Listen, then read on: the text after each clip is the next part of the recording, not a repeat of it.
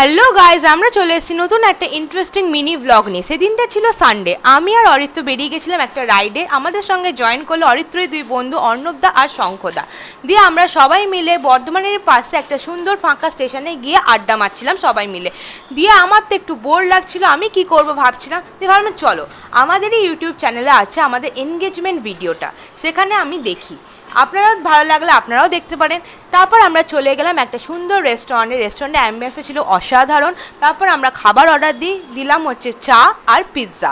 পিৎজাটা তো আমার খুব ভালো লাগছিল, আমি খেলাম প্রথমে, তারপর খেলো অরিত্র। আমরা সবাই মিলে পিৎজাটাকে এনজয় করলাম। তারপর আরও খিদে পেয়ে যাওয়ার জন্য আমরা নিলাম চিকেন পকোড়া খেলাম। চিকেন পকোড়া খুব ভালো ছিল। তারপর আমরা বাড়ির দিকে চলে যাচ্ছিলাম, যেতে যেতে দেখি ও বাবা, দুর্গা পুজো প্যান্ডেল শুরু হয়ে গেছে।